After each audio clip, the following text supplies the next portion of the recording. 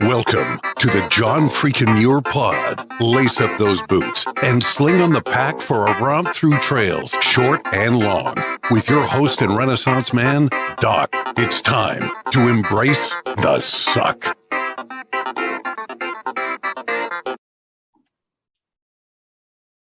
Welcome back to another week on the trail, dirtbags and hiker trash. I'm Doc, and this is the John Freakin' Muir Pod. Let's start off with a reminder. If you are enjoying the podcast, take just a minute, help us out, leave us a review on Apple Podcasts. And if you're not enjoying the pod, well, just go ahead and keep that to yourself. All right, let's get to this week's guest, who is a triple crowner with more than 10,000 trail miles under his feet. Welcome to the John Freakin' Muir Pod, Wesley Tills. How's it going, Wesley? Yeah, going good. Yeah. Okay. And as we talk tonight, you are calling in from Missouri, near Kansas City? Yeah, the Kansas City area. Yep.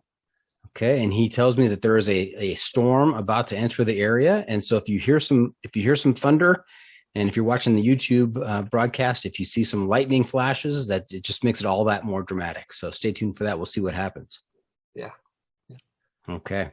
Hey, Wesley, here on the podcast, we go strictly by trail names if you've picked one up. So I have to imagine that with more than 10,000 trail miles, you have probably picked up a trail name. I have. I went through a few, but the one that stuck is Megaman. Okay. And we love to hear the story behind the trail name. How did you end up with Megaman? Yeah, so it was on the Appalachian Trail. I was going southbound, so that's the first hint to the name. Because, for the Appalachian Trail, there's people say if they're going from Maine to Georgia, it's Mega. If you're going from Georgia to Maine, it's Game. For the initials, Maine is ME, Georgia's GA. So I was going southbound, so that's the first part about it, Mega. And I grew up.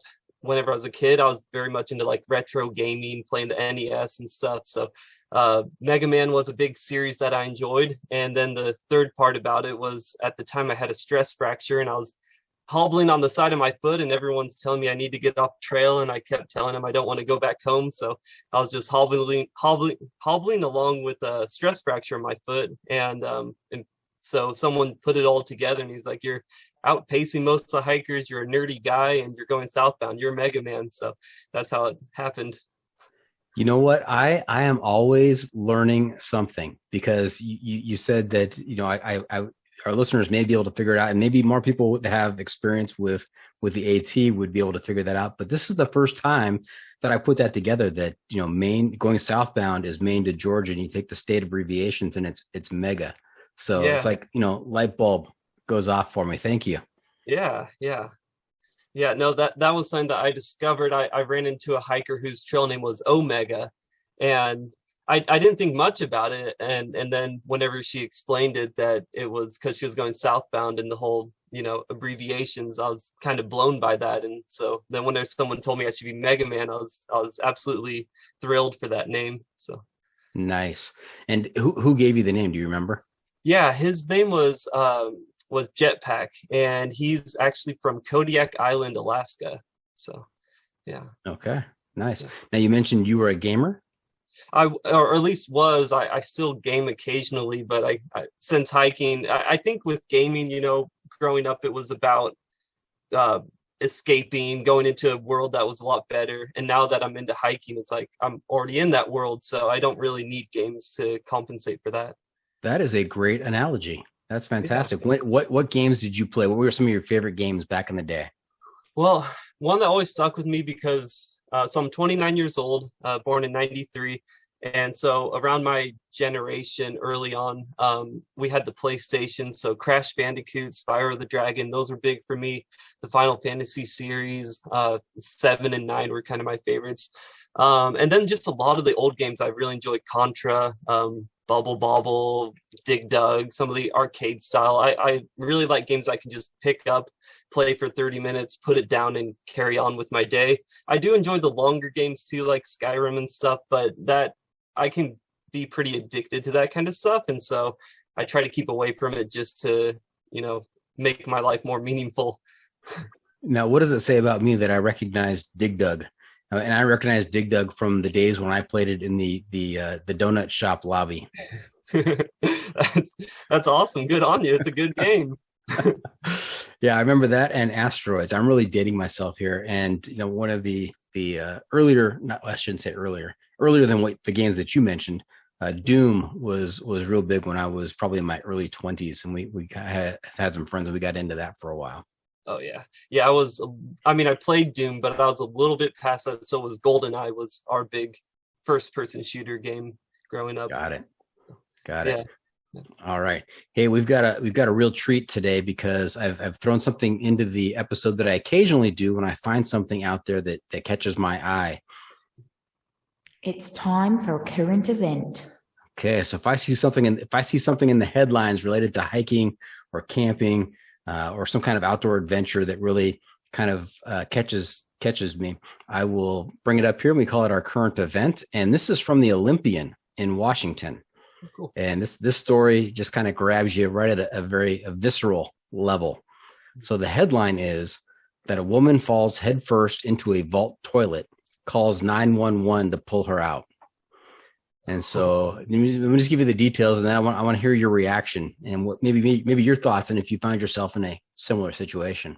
Yeah. So evidently she was, may have been at a trailhead, and obviously there was not a lot of other people around because she didn't call for help for them. She called on her phone, but she dropped her phone into the toilet. Oh. And so a vault toilet is a waterless, non-flush toilet typically found at campgrounds and near hiking trails, where human waste is stored in an airtight underground container. So she tried to, she dismantled the toilet, took off the seat and took off the sitting part. And so there's just a hole there, and she tried to fish it out. And evidently she just out of reach. She couldn't quite reach it. She leaned in a little bit further and she went in head first. And after about 15 to 20 minutes of trying to get out and being unsuccessful, she called 911. Now, usually this is a highbrow podcast. We really don't get into the low humor. I'm kidding. I'm being sarcastic here. But this story was just too good to pass up. So what are your thoughts on this? Well, I would imagine if you could equate it to a Dungeons and Dragons scenario, she rolled double ones, or she rolled a 1 on a 20 die. She rolled the absolute worst roll she could for retrieving her phone. That's extremely unfortunate. It sounds like she was trying to do everything she could. Maybe the seat itself was kind of getting in the way, or the lid, so she had to remove it. That's understandable. But yeah, I'd say nothing wrong on her part, just clumsiness. But man, that is sad. I'm wondering if she has a partner or somebody at home. She comes back home just reeking of human fluids and just their reaction to it. I mean, also, did she throw up? Because you're just stuck in so many questions. Yes. Yeah. It just seems so unfortunate. I like that you equated it to a 1 on a 20 die for Dungeons and Dragons. That's great. It's like we're role playing a game here, and sorry. The question is, you've just dropped your phone into the toilet. What do? You roll the dice, and I see. You have fallen into the toilet head first. I'm sorry. I've fallen and I can't get up. Oh, that's terrible. But obviously, if the toilet was in place and there's no way she could reach down through the toilet and have any chance of getting the phone. So she tried to get herself closer to the phone by taking that piece of the equation out of play. Yeah. But evidently it was just beyond her reach, and she shifted the wrong way, shifted with an F, the wrong way and fell in. Yeah. Terrible. Unfortunate. And we just finished talking about trail names. What if she had been with a group? She could have had a spectacular trail name. Yeah. There would have been a lot of opportunities. I can't come up with one right off the top of my head, but it reminds me of just bobbing for apples or something. Somebody turd bopping or whatever. Well, let's let that simmer. Maybe when we get to the end of the episode, we can see if anything has floated to the surface in terms of a trail name for her. Yeah. Okay. Sounds good. Hey, Megaman, have you had a chance to listen to the podcast at all? Yep. Okay. So I only asked to make sure that you are aware of a segment that happens towards the end of the episode called our Pro Tip Insight of the Week. That's where I will turn to you and ask you to share some trail wisdom with our listeners to make their next outdoor experience even better. So don't be surprised when we get there. All right. Sounds good. Okay. And of course, the expectation is all throughout this episode, you'll be dropping trail wisdom, but you'll still be on the hook for that official one at the end. Cool. Sounds good. Okay. The must-bring gear review. Oh, there's Half Calf, my youngest daughter. She is American from Southern California, and she loves to put on what she thinks is an English accent. The jury's still out on that, but helping us with the segment introductions, it's time for the must-bring gear review, sponsored by the ultralight backpacking gear company 6 Moon Designs. And here's how it works. If you were to let a stranger pack your bag with pretty much generic gear for a multi-day hike, what is the one specific piece of gear you would insist on being packed? And if you've got a particular brand for that specific piece of gear, even better. So Megaman, what is your must-bring piece of gear? So the thing I was wondering is, would shoes be included with that, or is it just had to be something within your pack? Oh, that's a great question. And it's not an uncommon question either. Okay. Gear can apply to anything that you bring with you on a hike. Yeah. So it could be shoes, could be clothing, could be your bag. It could be what's in your bag. It's all up to you. We want to hear your personal choice here. What's most important? Yeah, then I definitely pick my shoes because there's so often where, everyone's going to try to assume, oh, these are the good shoes. And especially with hiking, and if it's just generic gear, I'm guessing that's going to be like high top boots or something. And I've hiked in those before, and it's a lot of blisters, at least for my feet. I've switched around. I just got off the Florida trail, and I had these all-terrains for them, and I bought them for about $50. The Florida Trail Association was recommending it, and they lasted me all 1,100 miles, and I'm still wearing them. And they're, I'm not a picky hiker. I can, until my shoes, I can feel the ground on my feet, I'm not throwing them away. And those shoes are, pretty good. So after having those shoes, I'd say that would be my pick, is like some good all-terrains. Just, they're cheap, they're nice, they're comfy. I didn't have any blisters. That'd be my choice. Okay. Do they have any kind of rock plate or thicker sole to avoid those stepping on those stones and feeling them? Not really. They're pretty generic, to be honest. And that's something that I kind of go for with my shoes, is I want simple design, because I often find the more functions and more things to it, the more that things can go wrong long term. And so I kind of prefer things to just be, really good at the basics. So okay. Yeah. All right. And they lasted 1,100 miles, and you still got them. Yeah, I'm wearing them every day. So well, that's a good endorsement right there. Yeah. Okay. It's the hiking pole. Okay. And to help us continue talking about gear, I've got 7 questions for you, and what we call the hiking poll. And it's POLL, like a survey, not POLE, like a trekking pole. You think that's clever? That is clever. Yeah. I came up with that. Yeah. Oh, well, good on you. And so I'm going to ask you 7 questions, and it's going to help me give you a score from 1 to 100 on the sanity scale, with 100 being completely sane and 1 being completely bonkers. And you have to know right off the bat that there is a automatic 20-point deduction for being a long trail through hiker. So if you've done any one of the 3 American trails, long trails, then your highest score possible is 80. You've done all 3. So I don't know if that's an additional deduction or not. We'll see how the poll goes. Cool. Sounds good. Okay. All right. First question's easy. Trekking poles or no trekking poles? It's in between. I prefer one trekking pole, my pimp cane. So. Oh, wow. Okay. Tell me about this. That's an unusual answer. I'm used to either one or the other, but just one pole. That's kind of a unique answer. Yeah. I like having one hand to help grind me up mountains, and then the other hand to deal with whatever the world is throwing at me, whether that's mosquitoes I need to swat, or I need to eat a Cliff Bar while walking, whatever it is, And so I kind of like to have both, or switch a song on Spotify if I'm jamming to tunes. So it's nice just to have that. And then honestly, just for me, I like the aesthetic of a one trekking pole look. It just makes me feel very dignified while I'm hiking. So Yeah, I'm a one pole guy. Dignified pimp cane. Nice. Yeah. Now, just to clarify, you're not swatting the mosquitoes with the single pole. You're swatting them with your free hand. You're not like Mr. Miyagi catching the fly with the chopsticks. Yeah, no, I didn't fence growing up, so I'm not the best whenever it comes to accurate sword swinging.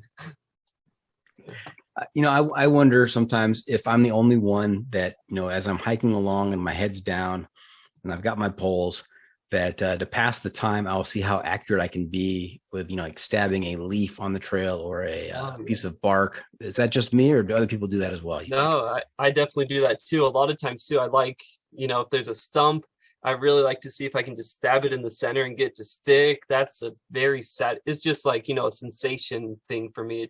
It gives a good satisfaction when you can feel that it's lodged in there a little bit.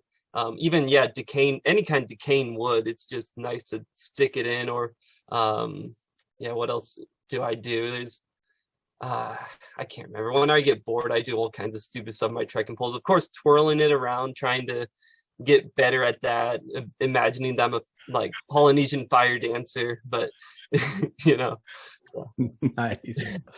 Yeah. All right, next question: boots or trail runners? I think I know the answer to this question. Yeah, I definitely pick trail runners there. Yeah. Mm-hmm. If the feet aren't happy, nobody's happy. That's right. Okay. Your preferred shelter system: tent, tarp, hammock, bivvy, or cowboy camping? Preferred is definitely cowboy camping. I love sleeping under the stars if there's no mosquitoes, and if it's not raining, I will cowboy camp almost every night. For instance, on the CDT, I probably cowboy camped, I don't know, 100 nights of it. Maybe, it took me 119 days to do the trail. So there's, probably 15 to 19 days where I actually set up my tent. But you got to make it really uncomfortable for me to do that. And even if it's cold, I'll still cowboy camp. If it's cold enough, I'll grab my, what's it called, over my tent, the rain fly, and I'll just put that over my sleeping bag. And that secures the heat well enough for me. So. Okay, what about those people who say, there might be a critter that gets close to me, like a snake or something, or a scorpion? Well, yeah, I mean, those guys, most of the time I like to do it just for also for the bigger critters, like if a mountain lion or bear or whatever, I'm able to get up and chase it off real quick. I want to be able to see the animal and face it and scare it off, kind of thing. But whenever it comes to snakes and scorpions, I don't think you can get up and scream at them and they'll run away. I mean, I haven't had that problem yet, but if I did, it might make me start second guessing cowboy camping, at least in desert settings or areas with a lot of snakes. But right. That's an interesting perspective, because I know I've talked to a lot of people who say that, they know it's irrational, but they feel like they're better protected from bears or mountain lions while they're in the tent, even though they know it's a very thin membrane between them and the animal, but they just, out of sight, out of mind. And your perspective is, I want to see it coming. I want to be able to get up quick and let it know I'm here, let it know that I'm here, and scare it away. Yeah, I don't want it to get comfortable. That's one thing that I think whenever you have your tent up, a lot of times I've done that, and then you hear a bear or whatever come by, and you're sitting there listening and trying to assess what should I do. And that's just, at that point, the bear is kind of like, oh, this is a comfortable area. Nothing's happening. But if he comes by, and the minute that comes by, you jump up and you go, get out of here. And then the bear's like, oh, shoot, it's a good jump scare. So it's worked for me every time. So that's how I like to do it. Okay. Now, how about your sleeping system? Sleeping bag or quilt? I'm a sleeping bag kind of guy. That's mainly just because I haven't gone quilt yet. I'd be willing to try it. I'm not opposed to it, but I'm just comfortable. Sleeping bag works, so I just stick to sleeping bag. Okay. And are you a side sleeper, back sleeper? What am I? I'm kind of, my body gets numb all throughout the night on trail. And so I'm all over the place. Whichever arm gets numb, then I have to rotate to the other side. So, yeah, I think initially I'm sleeping on my belly. A lot of times for me, unless I'm so exhausted, if I'm so exhausted, I can sleep on my back and I'm out. But there's something about sleeping with my neck conked, which is probably not the best, but puts me to sleep quicker. It's almost like I'm putting myself in a headlock or something and cutting off oxygen flow, and then helps me go to sleep. At least that's my theory on why it works so well for me. But You know what? I'm going to write that down because I always have problems sleeping on the trail. Even when I'm exhausted, I toss and turn. If I just knew that secret a little bit earlier about putting yourself in a chokehold and cutting off the blood supply to the brain, I'd sleep a lot better out there. That's great. Absolutely. Yeah. All right. This next question, very important, Megaman. This is dangerous question, major deduction if you answer it incorrectly. So Be careful here. In terms of food, are you a stove guy, cold soak, or stoveless? See, here's where I fail the test. I'm a stoveless guy. I've always been stoveless. I have never cooked on trail. It's mainly just I have not built the habit of it. And I'm just a snack guy too. I don't even cold soak. Or I guess if you include Idaho and mashed potatoes, that's the only issue I have with like the general sense of cold soaking is like, for instance, ramen noodles. It's an investment. You put it in, wait a couple hours, and then it's ready. And I don't think that far ahead on trail. So, so yeah, I'm a stoveless kind of guy. Always have been. I've camped out for over 500 nights. Any night that's a crappy cold night, I'm shivering, and my friend is eating a nice hot ramen bomb. I'm sitting there being a little envious, but at the same time, I'm pretty good at yogiing at this point. So I can normally look pathetic enough to where they're like, oh, I'm kind of full. You want some? And so if I have a trail family near me, I get the best of both worlds. I don't have to cook and I get good food. Yogiing. I love it. That's great. Yeah. All right. Finish this for me don't finish it. Agree or disagree? Life is, that doesn't count either. I'm not even gonna give you any direction on this. I'm just gonna say it and then you can do what you want. Life is better above or below the tree line? Oh man. Yeah, this was the one that I was debating in my head for so long, and it's so hard for me to know because I feel like below the tree line, there's more species, and it's really fun to see the diversity of life. On the higher elevations, you're not going to get a terrible lot of things. Once you're above tree line, there's not trees, for instance, and a lot less bugs and cool things to look at. At the same time, you don't get as many irritating bugs and things. It's hard to say. Like on the Florida Trail this year, whenever I was down in Ocala National Forest, for instance, and I'm walking through these tall grasslands and stuff, I was just baffled by how beautiful it is. I really enjoy beautiful grasslands, but being up on the mountains and the amazing views, that's awesome too. I really, for me, I just like anything that's wildernessy, as long as there's not people and there's Mother Earth and lots of life all over it. I'm a happy camper. So it's a tough one. I'm gonna probably give a slight edge though to above the tree line, just because, that's where all the good photos generally are done, and being able to see vast landscapes is a really satisfying thing. So yeah, above the tree line. Okay, above, but it's close. It's a close call. It's very close. Yeah. Okay. All right. Last question. What's more important, pack weight or luxury items? I would say that it's probably pack weight. I'm not an ultralight hiker. That's mainly a financial thing because I live to hike. I don't, and there's a level of, you have to wait for hiking if you want to save up for the nice gear. So I'm kind of just get the janky poor man's gear and just make it work because I don't live for the gear. I live for the trails. But yeah, but I'm not an ultralight hiker. I'd say my base weight is probably around 14 pounds. But still, being stoveless and without several things that most hikers normally have, I would say that I'm probably more about being on the lightweight side. Okay. This answer to this question is not going to count against you or for you either way, but just in terms of ultralight, are you the kind of guy that has a full-size toothbrush, a half-size toothbrush, a toothbrush with holes drilled in the handle, or you just use your finger to clean your teeth? I just grab a toothbrush. And a lot of times, this one I've been really criticized on is I'll just go to Walmart and buy the AIM giant tube of toothpaste and just like for a long multi-month trail. And I'm like, that'll last me the whole trail. That way I don't have to think about toothpaste. So that's where it's like I'm not on the the lightweight side as I'm carrying a giant tub of toothpaste and a full toothbrush. But if it's not uncomfortable to you, it's not a big deal, and it's not uncomfortable to me to carry that little bit extra. So. Okay, well said. All right, let me do some math here. Calculate the total. Yeah, I carry the 3. I'm dividing by the square root of 2. Multiply that by pi and adjust for the height of Mount Whitney, and you come out with a solid 62. 62. I think that's just the right amount of crazy for a triple crowner. I mean, that's satisfying right there. Sounds very healthy. I'm satisfied with that indeed. Okay. Yeah. Very good. Hey, before we get too far down the trail, let's back up a little bit. Love to hear about your background, where you grew up. Was camping or hiking part of your family culture, and what kinds of sports and hobbies you played?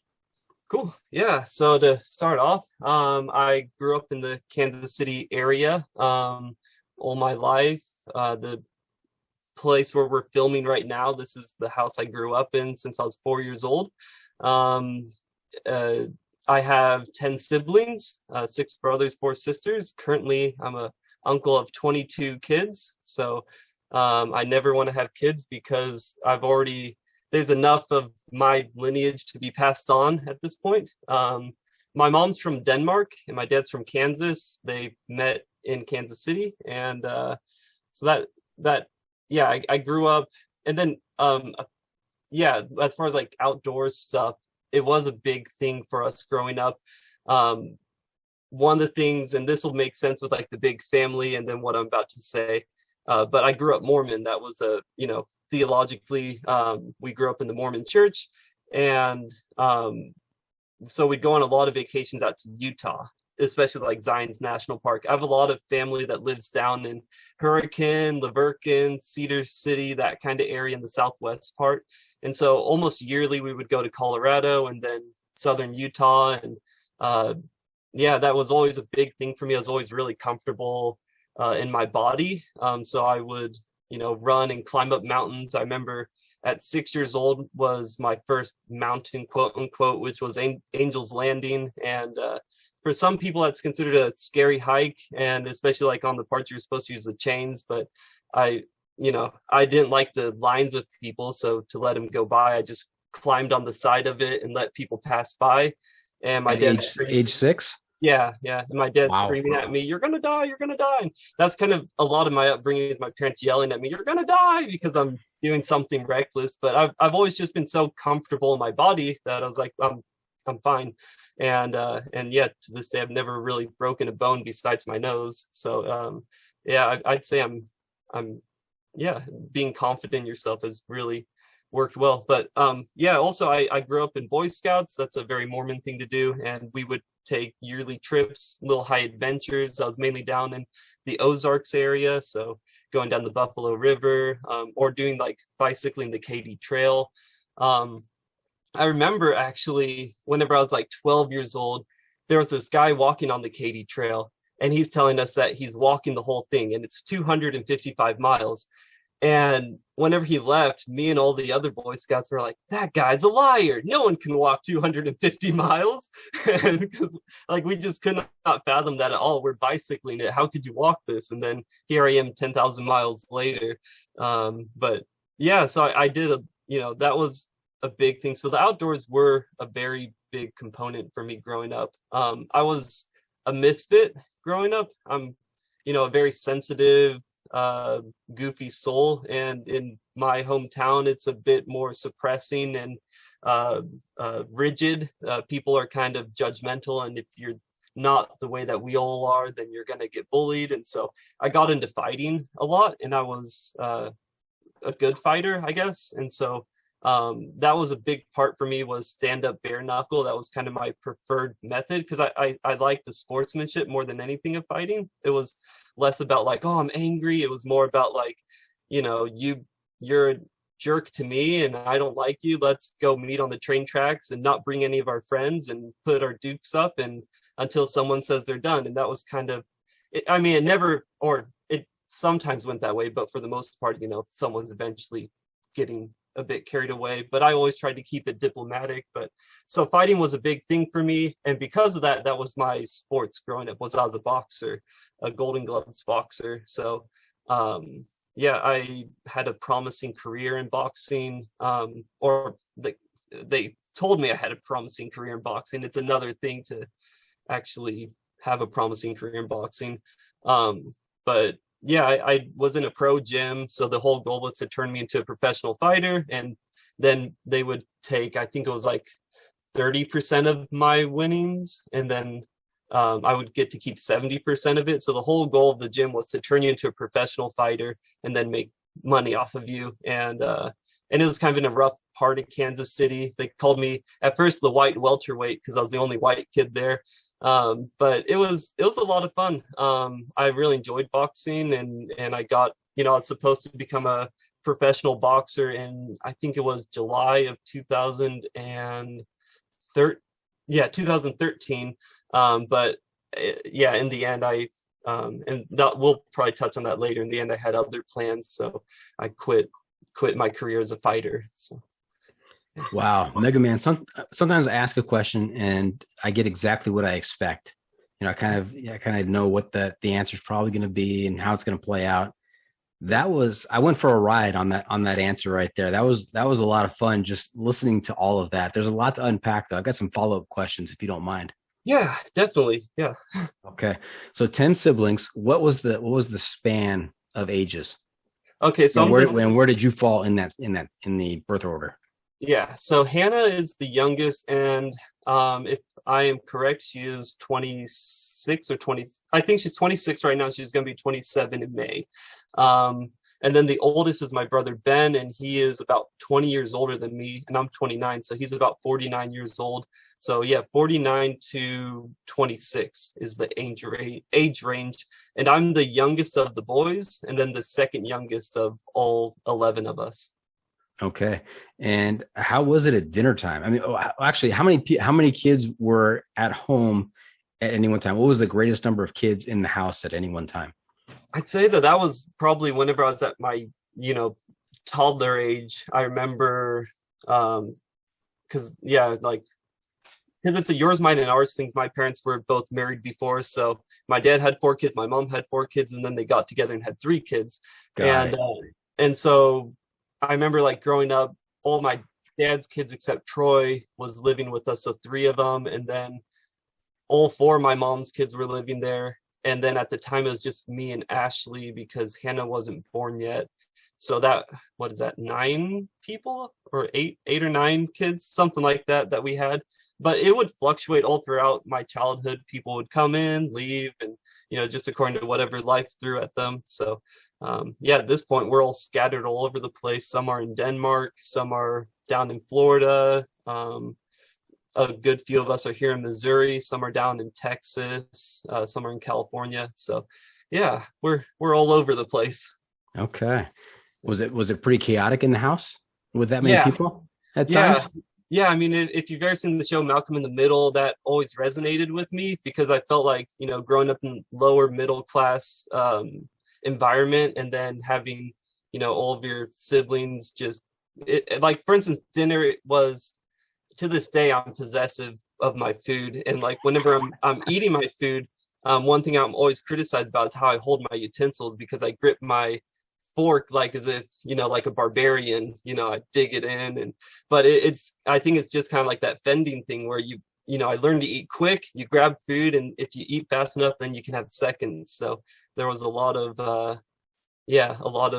that kind of dynamic. But I mean,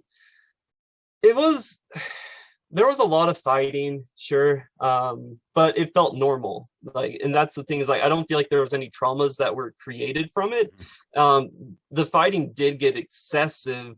There, sometimes as little kids, whenever the parents weren't around to catch us do this, someone would grab a kitchen knife and try to stab the other one and stuff. And so we had fights like that, but it was never traumatic for me because I thought that was just how upbringings were like. It wasn't until I started telling my friends about, oh, my sister got me in the back with the knife the other day, and then they're like, that's not normal. And I had to really wrestle with your siblings don't fight like that either. But even though we fought a lot, we still loved each other, and it was a good time. It was just a very rowdy time, a big adrenaline rush half the time. So nice. Now let's go to the bare-knuckled fighting, because that's the surprising part to me, that we went there. You kind of have a look like you could fit into, I don't know if you've ever seen the movie Snatch with Brad Pitt. Okay, so he plays I think an Irish gypsy who is a fantastic bare-knuckled fighter, and you from your descriptions, I mean, it sounds like you'd fit right in. And then also, of course, the other movie references, Fight Club. Oh yeah, yeah. So everybody's seen that. So that sounds pretty wild. I mean, I like the fact that you try to keep it sportsmanlike, and just you and your opponent at the tracks, and no friends allowed, and let's settle this like men. Yeah. I really loved fighting. I mean, whenever I was little, and I think this, might be like an evolution, or like not evolution, but animalistic thing, a thing that, is like instilled in us back during the hunter-gatherer times, that in my brain as a kid, I thought if I was ever going to get a girl to like me, she had to know that I could fight. That was, I thought that was the most important thing. And so I wanted to be a really, really good fighter, because I thought, that's my chance at getting a girlfriend and having the girls Google over me and everything. It's not true. I can say from experience that, charisma goes a long way, and I don't have the most of that, but I like to fight. And, but yeah, I did a lot of fighting. I had boxing gloves too. And so a lot of times I would, if I had problems with kids at school, I'd bring the gloves and then tell them to meet me in the bathroom or something, and we'd fight. And it's kind of funny, the amount of people that talk this huge game that they're like, yeah, one punch, you're going to do this, I'm going to do this, and knock. And I'm just like, yeah, let's find out. And then we put the gloves on, and I start wailing on them, and then they stop, and they start freaking out. And I always thought that was kind of comical to me. That was like part of the most fun part to me of fighting, is like everyone, for some odd reason, really loves to talk shit and just be like, oh, I'm so this and that. And then whenever it comes down to it, they've never been rocked before, and all of a sudden, now that their nose is broken, they're freaking out. And it was always kind of funny to me. But yeah, I enjoyed it a lot. I was never like the tough character, like I've always been a goofball. I like to sing and dance and goof around and everything, but I love to fight. So a lot of times too, like whenever I had a career as a boxer and I'd go in the ring ready to fight someone, I'd walk in hunched over and kind of like, try to look as like weak as I could, just to kind of, because a lot of times I've always been told I don't look like a good fighter. I look like this nerdy blonde kid. And so I love to like play that image, so that way people kind of let down their guard. So whenever it came down to it, I had that edge at the very beginning of expectation versus reality. Megaman, you are intriguing, because you are kind of a study in contradiction. You're a self-described sensitive, goofy soul who is an excellent fighter. I mean, that just kind of, it's like oil and water kind of mixed into one person. Very interesting, very intriguing. Yeah. I got, that, I don't know. Maybe there was like a pre-mortal life and you get to pick a bunch of skill sets. And I was like, you know what? I'm going to make myself weird and complicated and put all these skills in certain areas. And then other areas, I was just like, no, none of it. Like, for instance, I can't throw a ball worth anything. My dad was a basketball player and a pitcher, and he really wanted me to be a baseball or basketball player. And then he found out that I'm just really bad at it, and I've never been good at it. All my friends like disc golfing, and I like to disc golf too, but I'm terrible at it. I'm normally getting a double bogey on each hole is pretty commonplace for me. So it's just, you got some skills and you don't got others, and some of them you can work and train really hard at, and they're just not developing, and that's okay. That's just what you got in life. So I love that you're building your character. You're allocating your skill points to different categories, and said, you know what, this is what we're going to go with here. Yeah. All right. Hey, before we go to a break, how do you pay the bills? What do you do to finance your adventures? To finance my adventures, a lot of it is living cheaply. It's also just picking up whatever job I can do. So like for the Appalachian Trail, I was a janitor. For the Pacific Crest Trail, I was a dishwasher at a restaurant. For the Continental Divide Trail, I did rough end carpentry. for a lot of the past ones, it's been door dashing, and that's kind of where I'm at still is, I just went through a breakup, and so now I'm back at my parents' place. And so the nice part about being back in my parents' place is it's cheap, so I can save up a lot of money and try to go off on more adventures. So that's what I'm doing right now, is just door dashing and saving up at my parents' place. Well, sorry to hear about that breakup, but at least you can save some more money now. Exactly. Yeah. Okay. Hey, we're going to take a quick break. When we come back, we're going to hear some tales from the trail. We'll talk about some of your Triple Crown adventures, as well as some other stories, including your most recent Florida trail experience. So stay tuned for that. We'll be right back. And welcome back. We are talking to Megaman, the sensitive, goofy soul who can box your socks off and probably much more. So, again, thank you for agreeing to talk tonight. This has been fantastic so far. Before we get to your Triple Crown hikes, I've got another trail listed here in our discussion points that I have never heard of before. So you have to enlighten us as to what it is, where it is, how long it is. It's the Madahay Trail? Yeah, the Madahay Trail. Yeah. Madahay. Okay. Yeah, so that's in North Dakota. It's 144 miles, and it's the longest trail in North Dakota. And if you don't include the Great Plains Trail, because it kind of is a trail, but I think 2 people have done it, and it's still under a lot of work. If you don't include that one, it's the longest trail in the Great Plains, but it's in Theodore Roosevelt National Park and also Little Missouri National Grassland, which is the largest national grassland in the States, which may not sound too intriguing for most people, but this whole area is a big old Badlands area. So everything's eroded buttes, which is, for geology and looking at fossils and everything, it's amazing. Because there's old fossilized sequoias, and hundreds of bison. I saw one person while I was out there. It's a really beautiful trail just on the west part of North Dakota. And, then in South Dakota, there's the Black Hills Centennial Trail, which is 128 miles. And they're roughly about 100 miles from each other. So it's kind of cool because you can really, if you want to make a trip out of it, you can go do the Centennial Trail, the longest trail in South Dakota, and then go up and do the Madahay Trail, longest trail in North Dakota, and say you hike the longest trail in the Dakotas. Now, is there a trail or a path that connects the two, that you could walk the entire thing, or you have to take a car? Yeah, there is the Great Plains Trail, like I was talking about earlier. That trail or route connects.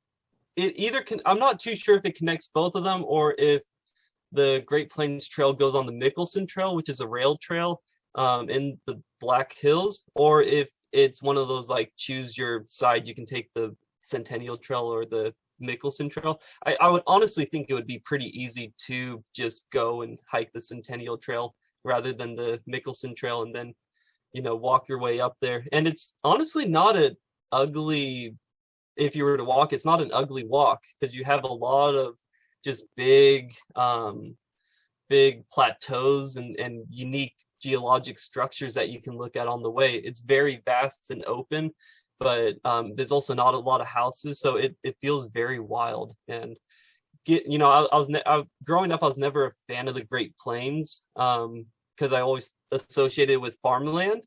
But then once when you see it in its natural state with natural grasslands and the natural animals and everything there, and the big skies and the amazing storms that go through, it's such a beautiful area. And I've definitely fallen in love with the Great Plains after hiking both those trails. Nice.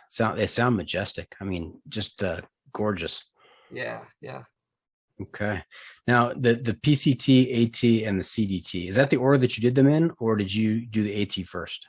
I did the AT first. Yeah. AT first. What year was that? That was 2016. 2016. And what was your inspiration for deciding to do one of the 3 American long trails? And what was your first introduction to the American long trails? I've talked to some people who just had their mind blown, didn't realize that such a thing existed, that like a trail from Georgia to Maine or from Mexico to Canada, that you could walk the whole thing. Yeah, so I definitely got a story to this one that you probably never heard before. I mean, to start it off, this one's not too amazing, but I remember going on vacation down to Florida when we were kids, and we stopped in Tennessee, and we were on a trail. My dad's like, "Oh, do you know what trail this is?" I'm like, "No." He's like, "Oh, this is the Appalachian Trail. It goes from Georgia to Maine." I was like, "Cool." And he's like, "Yeah, people quit their jobs and go and hike this, and takes them like 4, 5, 6 months." I was like, wait, so adults can just quit their job and do this? And he's like, yeah, and there's actually 3 of them. I was like, that like changed my mind, like changed my world, because ever since I was a little kid, like I had Peter Pan syndrome so badly. Just adulthood sounded like just responsibilities and self-enslavement, getting stuck with a career and getting stuck with bills and whining kids and a nagging spouse and just like all these problems. And I was like, why would anybody want that? I have to be stuck in school for till I'm 18 years old and then go and do this? That sounds terrible. But then So your dad planted the seed right then and there.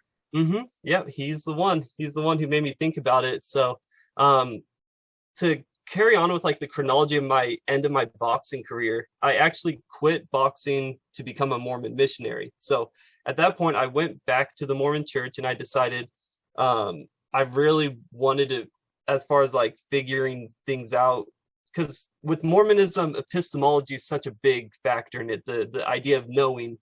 And in it, they have a thing called bearing your testimony, and everyone will say, I know this, I know that God loves me, I know all this stuff. And I didn't have any of that. So I was like, and my parents were always like, oh, we have one. So I was like, well, I need to go and find this out for myself. So I go off on this mission. You don't get to pick your mission. So the church picks it and sends it back. And they tell me that I'm going to Roseville, California, the Roseville, California mission, which is right above Sacramento, and then it goes up to Weed, California. So it's really in that like Sacramento Valley area in Northern California. Mount Shasta is part of that. And one of the amazing things I found out whenever I was looking at it on a map was to the east of it was the Pacific Crest Trail. So right there was like, oh man, because a Mormon mission is 2 years long. And I was like, can I do this? Am I going to be able to make it, or am I gonna run to the mountains? So I fly out there and I serve for about 9 months, and it's not working for me. I'm having a really hard time. I'm not getting the answers I needed. I was praying frantically, fasting, trying to, be as spiritually minded as I could, because I was in this state where I was like, God, I can't do this anymore. I can't go and knock on doors and tell people stuff that I don't know is true, and having a lot of doubts on. So I was like, either some divine intervention, I need someone to, a light to come down, or some kind of strong feeling to tell me this, or else I'm out of here. And I remember going to the Sacramento temple, and I fasted for 2 days and really tried to prepare myself and prayed and felt nothing, and came back and I had this thought come to my head, kind of like a little internal conversation, and the voice in my head was like, well, where do you feel the most spiritually alive? And I was like, well, that's out in the wild. And it's like, well, go to the wild then. And that was like just a big aha moment. And so I look over at the map of our mission, and I see Lake Tahoe, and I see the Pacific Crest Trail right there. And so my original plan was I was going to get on the PCT, head north until I got to Canada, jump the border illegally, go to Alaska, and then just see if I can make it or die. That was kind of the original plan. I had no idea what I was doing, no research. I bought 2 backpacks full of like survival gear. It was roughly like 80 pounds. And that ended up becoming my first trail name, was 2-pack, because I had 2 backpacks. But yeah, so I decided I was going to run.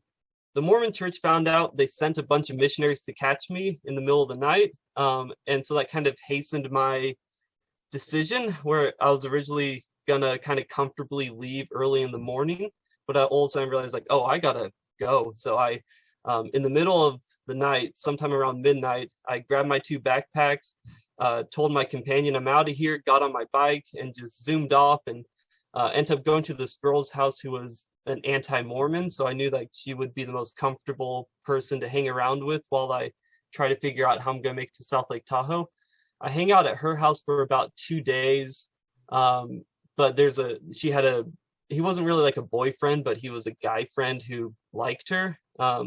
And he didn't like that I was in the picture. And so I bribed him. I told him, hey, I will get out of the picture and I'll give you my bike if you drive me to South Lake Tahoe. And so he, of course, took that offer and drove me from Roseville to South Lake Tahoe. And that was my introduction to hiking, was running from a Mormon mission to live out in the woods and find God my own way. I hiked about 200 miles before getting really sick. I can't say exactly what it was. My best theory is arsenic poisoning, because I was living mainly off of almonds and walnuts. And apparently if you just eat those and don't eat anything else and you're working hard and everything, you're going to get sick. And so that was what I was doing. So I think that's what happened. But I got really, really sick, had to get off trail around the Quincy LaPorte Road in Northern California. So I ended up walking 11 miles down on this road, laying down to die like 3 times from dehydration and just pure exhaustion, thinking this is it. And then laying there and be like, I'm not dead yet, getting back up and continuing walking, made down to this little town. Called my family. They didn't pick up at the time because they just didn't pick up the phone. I left a voicemail, and I'm sure I sounded really sick. So I go and set up camp. The next day I go down into town, and the town is like all in a kerfuffle. They're all frustrated. And I'm like, hey, what's going on? They're like, 2 guys who kind of look like you just came down here and we're asking for you.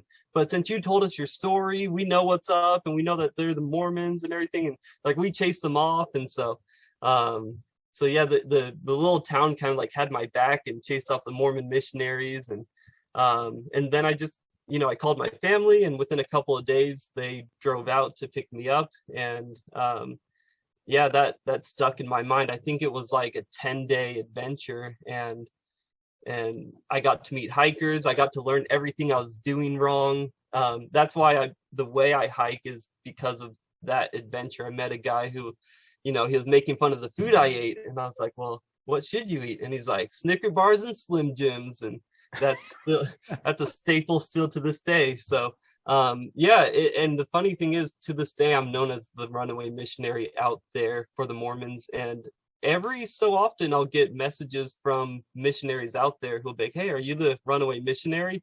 And so it's kind of cool. I became this tall tale. I've heard their story too, and it's become this really big exaggerated story where it's like I stole a police car and stuff, which of course isn't true, but still it's a, to this day I look back and think, what was I doing? I took off and escaped from like 20 missionaries trying to catch me. Megaman, that is epic. That is epic. And I just have one question. Who's going to play you in the movie? Because this is a movie script right here. This is nothing. I would pay money to see this story on the big screen. Well, I've talked about this appeal because you're not the first one to bring that up, and we all agreed if Owen Wilson can look young enough, I think he should play the role, because he's another blonde guy. He also has a broken nose like me, so I think he might be the role. I think we've got to pitch it to him. Yeah. Let's go. All right. And Snicker bars and Slim Jims, the staple of Megaman's trail diet now. Pretty much, yeah. No more arsenic poisoning. Nope, not sick. Okay. So what year did you do the AT? I did the AT in 2016. Okay. And when you completed the AT, at what point did you know that you were going to do another American Long Trail or all 3 of them? Did you know at that point you're going to be a triple crowner? No. I thought the AT was going to be it for me. I thought that was like my one run, and then I'd need to go to college and try to apply myself and create a career. I was like really dreading that, but I came back home and started working, trying to get out of debt. And then I heard about that it was a record high snow year in the PCT, and the PCTA was telling everyone, don't go out in the Sierras. It's super dangerous in 2017.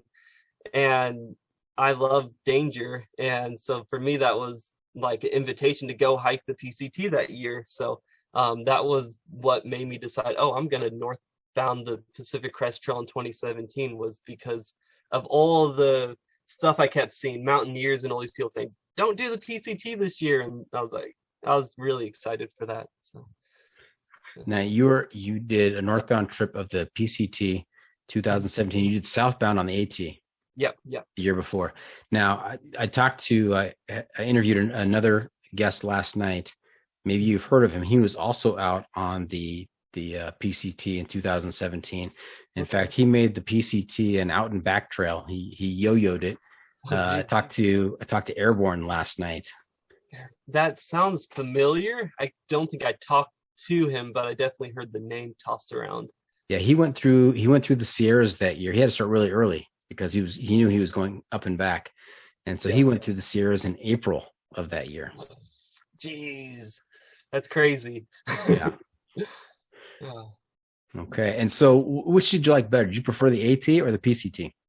I preferred the PCT. I like both of them a lot. I love the love that's put on the AT, but the more wildernessy aspect of the PCT, plus the year that we had, the year of fire and ice and everything, it was just everything I could have wished for in a through hike. So to this day, the PCT, or at least that time I went through hiked it was my favorite hiking experience.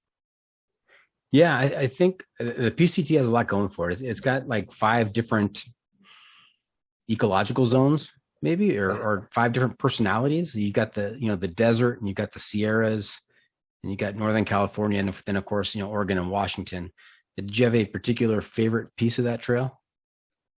I really liked Washington. I thought it was very beautiful. I mean, the Sierras were really beautiful too. I got in them at the end of May. So I was a little bit on the early side too. Not quite as early as Airborne, but that was amazing for me. Just the minute that you went over, I can't remember which pass. I mean, honestly, going over Forester Pass and then just seeing the snow everywhere, and that was kind of like the just like welcome to the Sierras, nothing but snow, and just it was an amazing time at that year. It kind of like talking about the boxing days where everyone's talking this big game, like, oh, I'm gonna do this and that. Talking to northbound through hikers of the PCT, they were like, I'd ask them, are you going through the Sierras? And like, of course I'm going through the Sierras, and they're all so confident and arrogant in it. And then it was kind of funny watching all of them, or a lot of them, skip it or get off trail or do things like that, and for good reason. It was very dangerous, but it was a lot of fun to go through and try to puzzle solve and figure things out. And those river crossings were crazy, especially in Yosemite. But it was definitely my kind of flavor of hiking. Nice. Now, did you ever find yourself in a position where you thought to yourself, what am I doing out here? I've gotten myself into a predicament that I'm not sure I can get out of.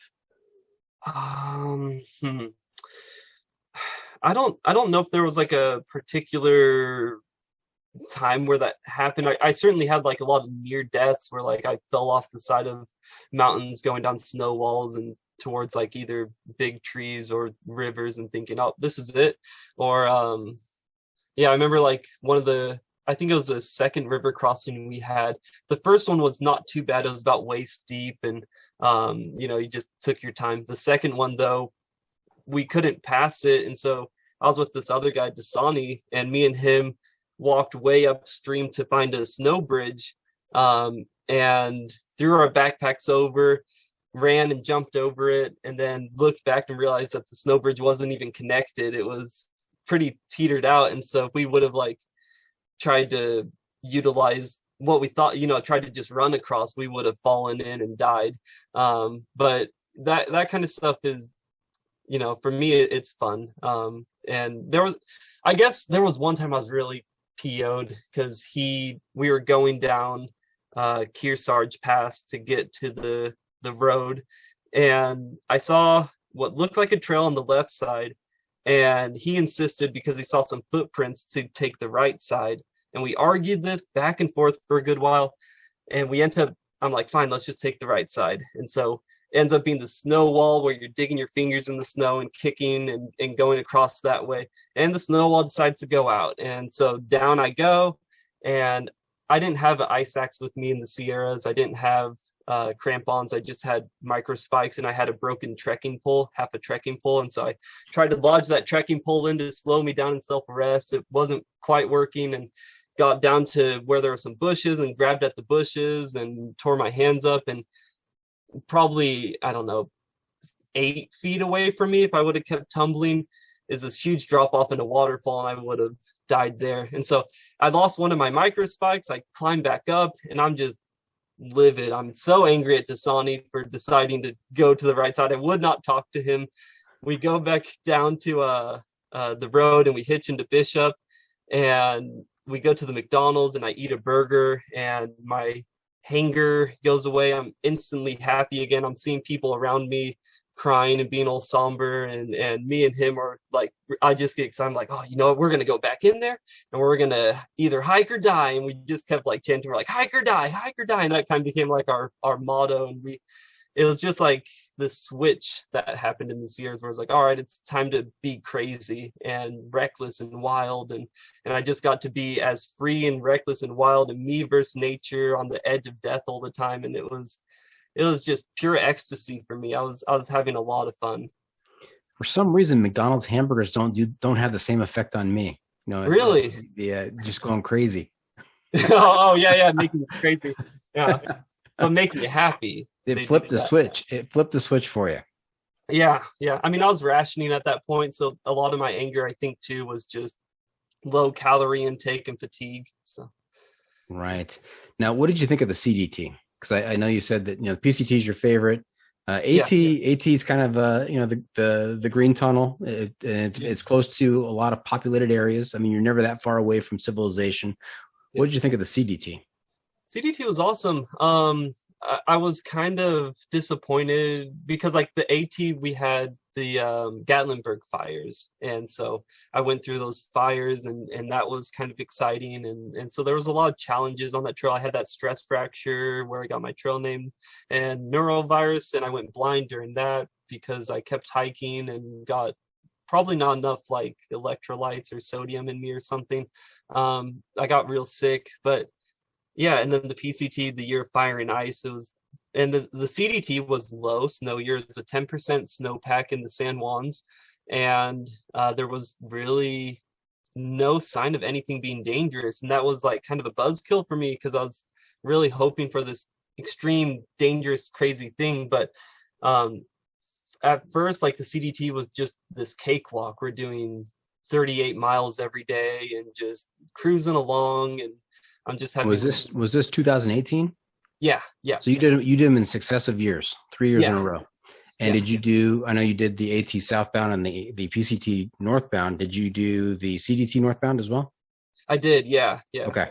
At that point, I was just chomping at the bit to go for the triple and everything. So, I go out there, and it was, you know, the San Juans were, I mean, there was a lot of post holing, but it wasn't dangerous. It was kind of a cakewalk.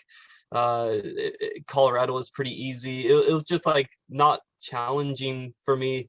But then I got to Yellowstone area, and that's where things just took a big old twist for the worse. And that's where I had like my big trail, I don't know what you call it, the climax of my trail career as far as like stories and craziness happens.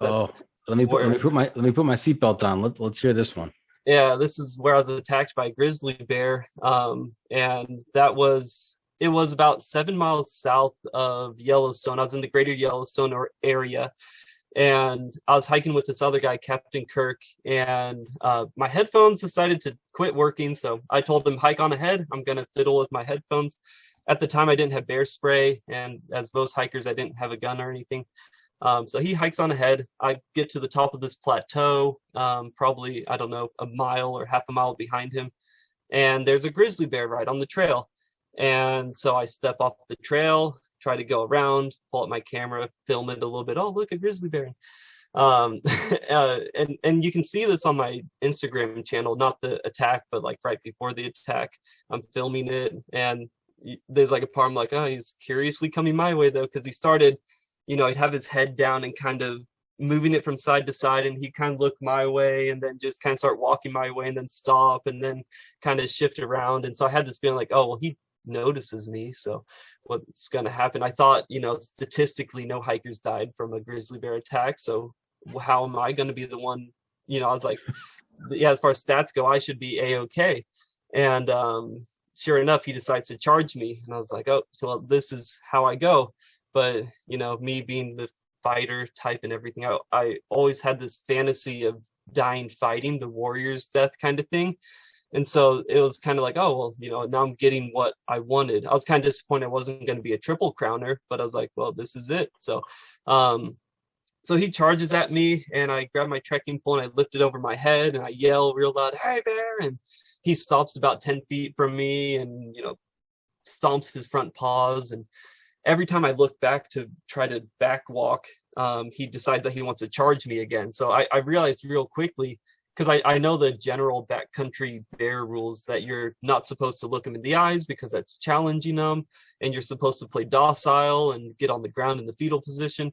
But I realized real quickly, I was like, oh shoot, this young adult male grizzly, he every time that I lock eyes with him and get aggressive back at him, he stops. But the minute that I look away, he charges. I realized real quick, oh, this is a predator bear. He's trying to see if he can get me. And so at that point, it's like, all right, I gotta go into my fight mode. And so he charged me maybe 8 or 9 times, because occasionally I'd stumble on something, look back to make sure I'm not going to trip, and then he would charge me again. I'd yell, he'd stop, each time getting a little bit closer. Eventually he kind of just decides to get bored, and he just starts eating the grass and walking around.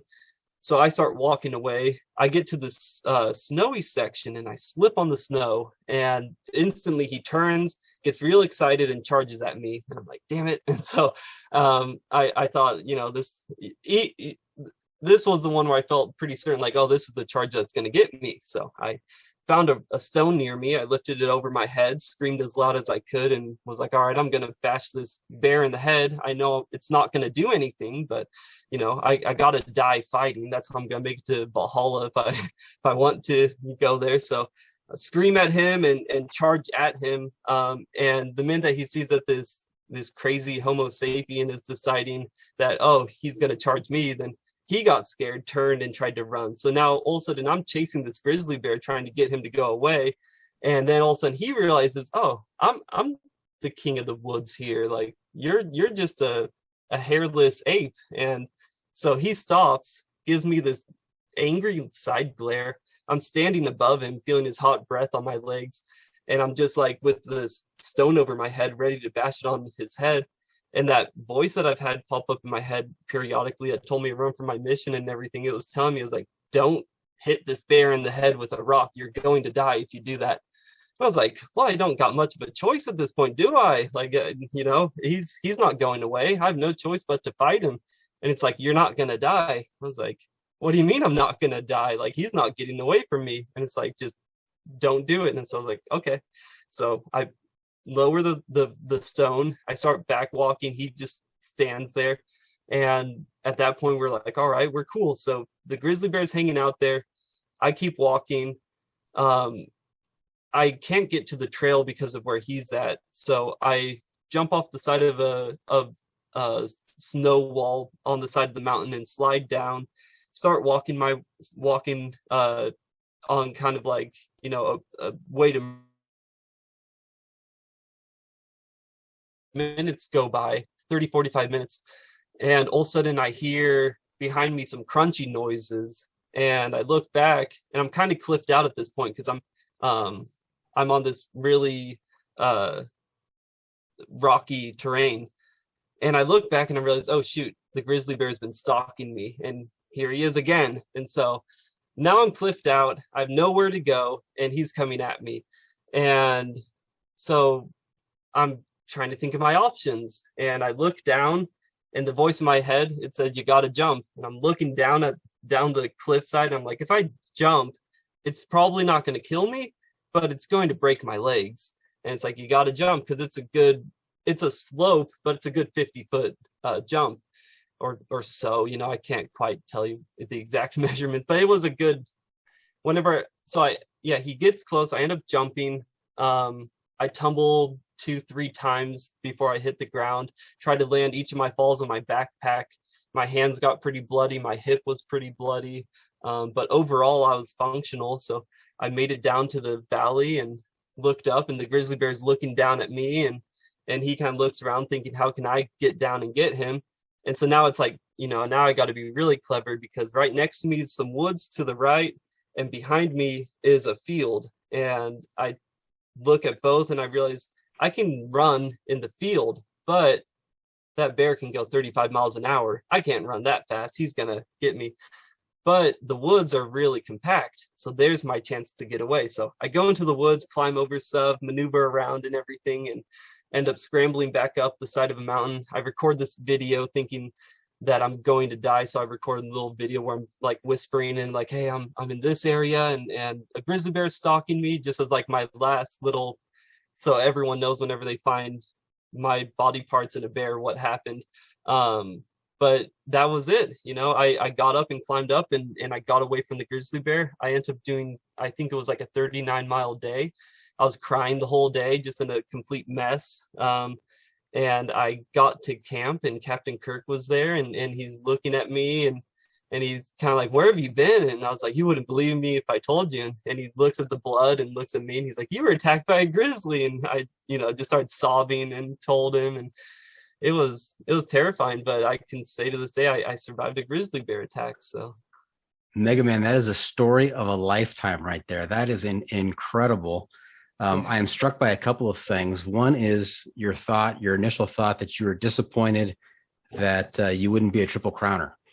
Of all the things to be disappointed about, knowing you're going to meet your end here with a grizzly bear, that really speaks to kind of your passion for hiking. Yeah.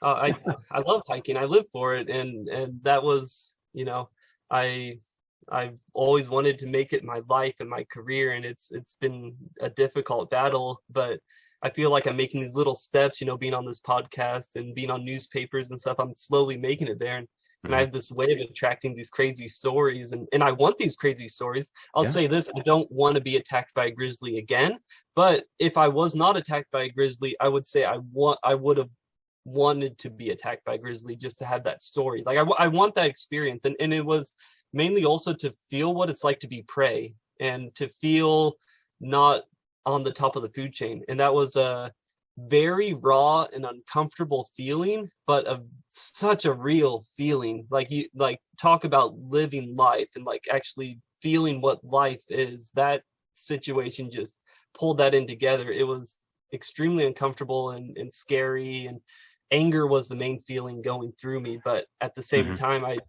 I came through it alive and have this amazing story. And so I'm very grateful for the experience. I have a bit of advice, if you don't mind. Yeah. That is, the next time you come face to face with that grizzly bear, you slowly reach into your pack, you pull out the boxing gloves, and you say, hey, let's go over to the train tracks and settle this thing like men. I like that idea. I think I could get more punches in, but I think I couldn't hurt him. I think in the end of a boxing match, me versus a bear, if he was to play fair and jab at me, I think it would be a stalemate where I'm just worn out and I'm like, I can't hit you anymore. And he would be like, I don't know how to work these things. So. Right.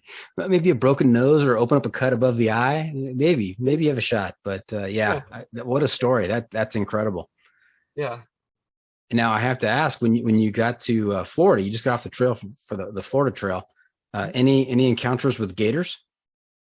I mean, I saw gators, but no, I had a really tame hike on the Florida trail. It was, so I guess I had this shift in hiking whenever I started getting to a relationship. Well, it was getting to a relationship and also having a bunch of failures after the CDT, because post-trail depression's a thing, and I crashed really hard after the Triple Crown because that was my life goal, and I just achieved it. And I was like, well, now what? How can I do more dangerous and crazy adventures?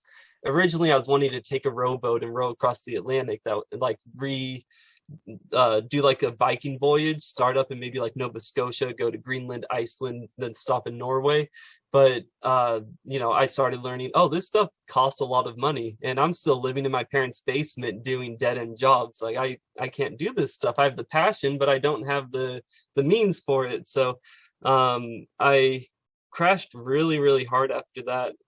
And attempted first I tried to ditch society after my Triple Crown, January 1st, 2019. I said, if I can't figure out what I'm going to do in my life, I'm just going to get away from humanity and just live out in the woods and just enjoy myself. And I went down to the Mexican border at Big Bend National Park, and while hanging out in some hot springs, I had a rock that I accidentally pulled off of the hot springs go and hit my foot, and it caused a gash, which, was pretty bad and sprayed and everything. And so I couldn't walk with my foot. And I was like, well, how can I ditch society if my foot's not working? And so I ended up at that point driving to my sister's house in Florida, and my foot at that point was swelled up really badly. And I ended up getting really sick after about a week.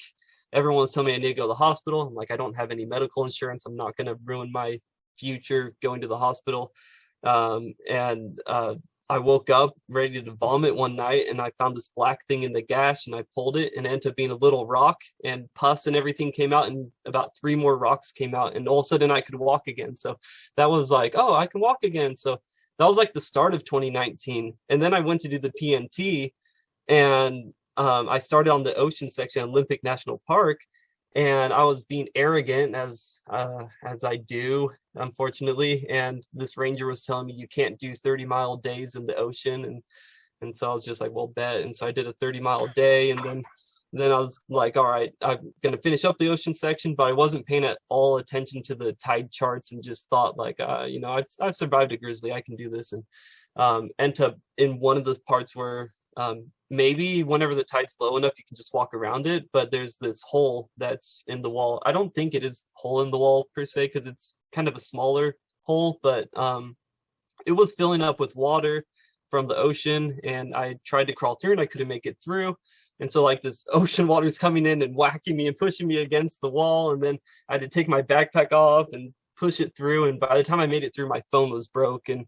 So without navigation, I couldn't do the PNT. So I crashed. And on top of that, I was on a time crunch because I had a friend who had a wedding in Rhode Island by August. So I was hoping to finish by then. I was like, well, shoot, this is too much pressure. I'm going to get off this trail and instead try the Arizona Trail in the middle of June.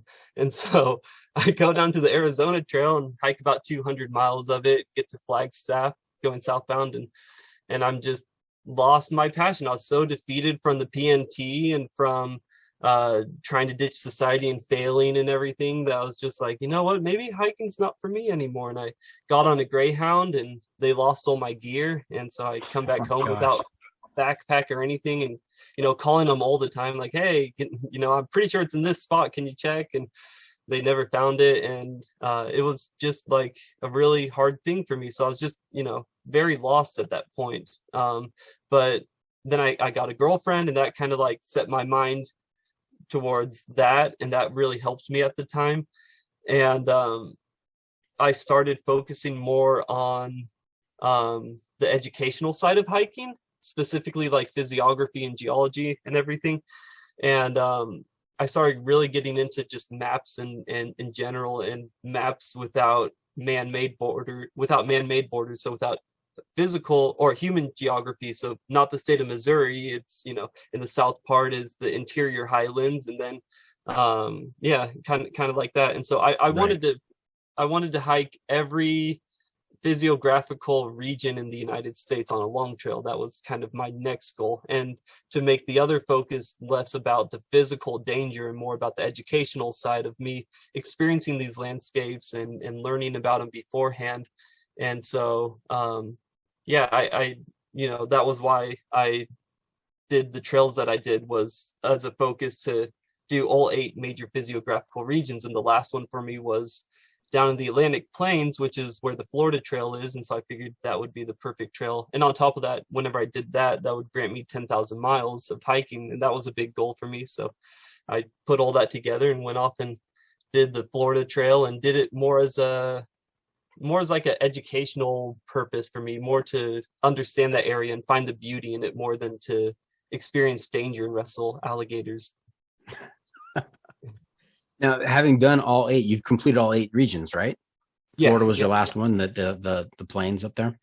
Yeah, the Atlantic Plains. Yep. The Atlantic Plains. And so what is your impression after having gone through all those regions? What have you learned? The big thing that I've learned, this is kind of like a staple thing for me, is that everything that's wild is beautiful. You'll hear people talk about, they're like, oh, but the mountains are the most beautiful and this and that's the most beautiful. Anywhere that's a wilderness area that doesn't have a bunch of residential commercial areas where society's not at, it's beautiful. It's equally beautiful. I can't really at this point in my life say, oh, this one's more beautiful than the other. It's just the more wild something is, the more beautiful it is to me. The more, just being surrounded by tons of life. And that was the big thing. I remember on the Florida Trail, for me, like a lot of it too is tapping into what made, because humans, for the longest period of time, Homo sapiens were hunter-gatherers, and that's what probably made us happy, was going out, killing some food, bringing it back, cooking it. Gave us fulfillment. We're traveling around by foot, and suddenly we don't have that anymore. And for me, a lot of it was to tap back into that part of myself and to see if that can grant me some happiness. And so another thing that I found on the Florida Trail, it was during a mushroom trip, so I kind of felt this way anyway, but I was just walking around seeing these gnarly trees and was like, oh, you know what, I'm going to climb these trees. And then this revelation came to me about being a great ape, that we're classified as great apes. And it was something that kind of like took it different, because it has a different perspective than human. Whenever I hear human, I feel like the word human separates itself from animal. And that to me feels really wrong. I think that we are animals. We're just animals that have gotten really good at making tools and all this stuff. And so for me, the idea, like the word great ape, or like just even calling it Homo sapiens, like that to me resonated so much more, because it more felt what I was as opposed to the societal view of it. So that was another big thing for me. Nice. Now, Megaman, I know you have a lot more stories. I can tell, I can sense that there are a lot of stories in you, and you've been a great guest. We're running out of time, and so I would like to try and get a commitment from you to come back for a future episode of the John Freaking Muir Pod and share some more stories with us. Sure, I'd love to. Yeah. Okay. Yeah. Fantastic. Hey, you know where we are right now? No, what? Like the picture behind you, or? The pro tip insight of the week. Oh, we're at that time of the episode where I turn to you for some trail wisdom to share with our listeners to make their next outdoor experience even better. So what bit of advice do you have to share with our listeners? All right. So the one that I thought about, and this goes back to the grizzly bear experience. This one to me was very important, because if I didn't go by this rule, I probably would have been dead. The rule that I have is learn your bear. And it's not per se black bear does this, a grizzly bear does that, polar bear does this. I don't agree with that. I really think, just like humans, bears have their own personalities. Every animal does. Anytime that you have an animal situation, the first thing I think that's important is not to just go by, oh, this is the rules, this is what I need to do. The first thing you need to do is to analyze and say, what's this animal's intentions? What's it trying to accomplish here? And then to work in accordance to that. With the grizzly bear, it probably would have ended up really bad if I just laid in the fetal position. And a lot of predatory grizzly bears, you have to be more aggressive and loud at them. And then sometimes with black bears, you got to be more, docile and retreating. The other thing is, the typical getting the fetal position with grizzly bears, that's going to more correlate to mother grizzlies. And it makes sense, because you're wanting to look as non-threatening as possible. But young adult male grizzly bears behave very differently. So for all these hikers out here, when you're out in the back country and everything, and you run into an animal, and if you do it enough, you certainly will, learn, observe it and try to figure out what its intentions are, because that will help save your life a lot more than just following a checklist of what people say to do. I love it. Learn your bear. Learn your bear, Yeah. not just the different types of species and how they typically act, but they're individuals within each species type, and learn which one you're dealing with. Definitely. Yeah. Okay. So there you have it. That's it. This episode is just about in the books. Hope our listeners enjoyed our time with Megaman. I want to thank him for joining us this week. Megaman, how can our listeners keep up with you on social media, and where can they find updates on your latest adventures? Yeah, so the best one probably is my Instagram, vagrant_Viking93. The other one is my YouTube channel, which is also in a link on my Instagram. It's just, I don't have like a lot of hiking videos. It's mainly just like condensed hiking videos, like the Mautahe Trail in 5 minutes or the Superior Hiking Trail in 5 minutes. So I just want it to be nature oriented and not me talking about myself and look at me kind of thing. I want just to be like, people want to go and hike these trails. This is what the trails look like. So my YouTube channel is called Wild West. It's probably easier though to find if you're on my Instagram channel, which is vagrant_Viking93. Okay. Remember to check out the pod on social media as well. We're on Facebook, YouTube, Instagram, Twitter, and TikTok. And if you have comments or clips you want to share, you can send it to me at johnfreakinmuir@gmail.com. The Adventure Media Recommendation. And before we wrap things up, I'm also looking to you to share a recommendation for a book, a movie, documentary, some kind of media that keeps our listeners connected to the outdoors. We're calling this our Adventure Media Recommendation. What do you have for us? You know, I really like the documentary Paddle to Seattle. I don't know if anyone's recommended that one before. I watched on Amazon Prime. It's a documentary about two guys who have hiked the Appalachian Trail together, and now they're paddling from Alaska down to Seattle in some oceanic rowboat or I think they're kayaks, actually, oceanic kayaks, and it's just it captures that goofy hiker trash essence so well that so many documentaries get so serious and everything, but this one's just it captures what I love about being a hiker, the silliness of it. So yeah, Paddle to Seattle. Okay, very nice. What have we not asked you?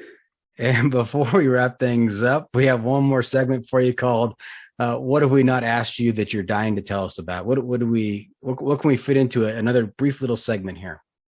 Yeah. Oh, I don't know. There ain't much. I've been talking a good bit. I'd say we're good here. So yeah. Okay. So that's a wrap from the John Freaking Muir studio. Any shout outs to friends and family, Megaman? Yeah. Shout out a lot to of siblings to go through. Don't forget anybody. Oh, if you want me to do that, yeah. Troy, Justin, Jacob, John, Tobias, Sabina, Rebecca. I think I said Ben. If I didn't, Ben, then Ashley and Hannah. And I don't even want to try my nieces and nephews. There's way too many of them. Shout out to some of my hiking friends, Top and Double D and Bear Magnet, Captain Kirk, Dasani, Hell Yeah Jesus. Yeah, love you guys. You're all awesome. So. Now, how did you end up with Megaman and not Bear Magnet if you're the one that got attacked by the bear? Well, mine came on the Appalachian Trail, so it was early on for me, but Bear Magnet, he saw, it was like, I can't remember the exact number, like 30 or 40 something bears on the Appalachian Trail, and somewhere in like, I feel like it was like 10 to 20 black bears in the Shenandoahs alone. So that's where and how he got his trail name. Does he slather himself with like bear pheromones or something? You know, he has a certain smell to him. It might be the smell that bears like, but I don't know. I don't know why he gets so many bears his way. I was hoping for some bears on the Florida Trail, but I did see one, but it was just its butt while I was running away in Osceola National Forest. But yeah. Well, this has been a great episode. Really appreciate you spending some time with us. I want to thank our listeners for tuning in. Always remember, the trail is the trail. It doesn't care if you want to go downhill. It doesn't care if it's almost dark and you're looking for a campsite. It doesn't even care if you've just logged 39 miles after a grizzly attack. The trail is the trail. Embrace the suck.